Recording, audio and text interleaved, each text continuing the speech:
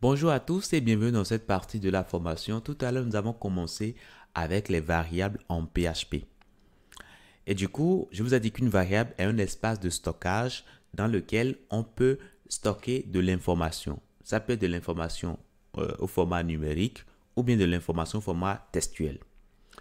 On peut également sauvegarder de l'information de type booléenne dans une variable. Donc, je mets par exemple $bool, et je peux mettre dedans true. Alors, une information booléenne, c'est tout simplement une information qui a deux valeurs possibles, vrai ou faux, ok, true ou bien false.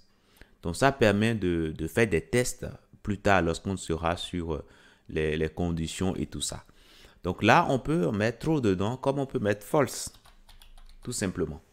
Et si je fais ça et que je reviens ici, bon, déjà, je n'ai pas dit que je vais l'afficher, hein, mais voilà.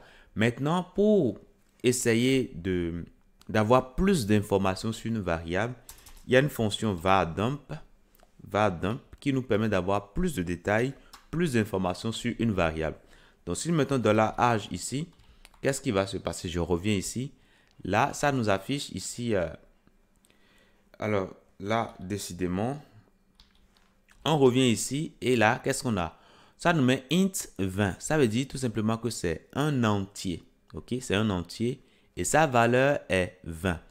Donc, vous allez voir que nous, quand nous avons défini notre variable âge, on n'a pas mis son type. Donc, c'est à PHP de regarder ce que nous avons stocké dans la variable et de lui donner un type. On parlera plutôt de typage dynamique, ok? Nous ne faisons pas le typage de manière explicite, donc ce n'est pas à nous de mettre le type de la variable, mais c'est à PHP de le faire dynamiquement. Imaginez que, alors tout à l'heure nous avons quoi? Ça nous affiche ici int 20, n'est-ce pas? Donc imaginez que nous changeons ce que nous mettons dans âge. Nous mettons des chaînes de caractères, nous mettons des côtes au début et à la fin. Donc ça veut dire que là, nous avons une chaîne de caractères et donc PHP vient de donner tout simplement le type string à notre variable âge, ok? Voilà, et ça nous dit qu'il y a deux caractères à l'intérieur. Voilà, donc string, c'est les chaînes de caractères. Donc, c'est ça hein, pour le typage dynamique. Maintenant, si on veut regarder le type de bool, ou plutôt de name d'abord, là, qu'est-ce qui va se passer? Là, ça nous affiche bien que c'est un string. Donc, les strings, c'est les chaînes de caractères. Et ça nous dit que il y a au total 7 caractères. Si on compte bien ici, on a 3, on a 6 et on a bien 7 caractères. On peut regarder maintenant les informations sur bool. Si je fais ça et je reviens ici, là, qu'est-ce qu'on voit? On voit que ça s'agit d'un booléen. Ok, ça nous met bool. Alors, excusez-moi, si je mets bool et que ça nous met bool, oui, ça peut porter à confusion. Mettons B, tout simplement, pour dire que c'est B la variable. Si nous mettons B comme ça, nous revenons ici, qu'est-ce qui va se passer? Alors là, vous voyez que ça nous met toujours bool. Donc, le bool qu'on a là, ça ne dépend pas du nom qu'on a donné ici, hein, mais c'est le type de données. Et ça nous dit que c'est un type booléen, ok?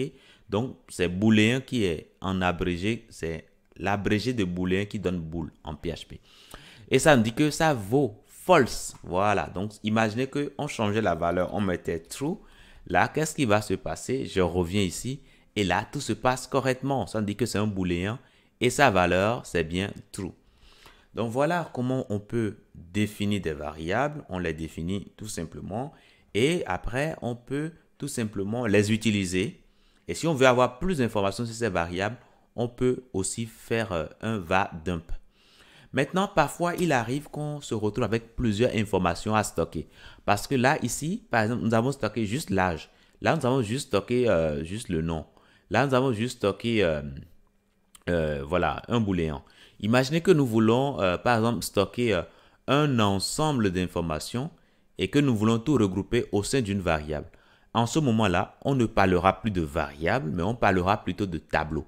Et c'est ce que nous allons voir toujours dans la prochaine partie. Je vous dis merci et à tout de suite.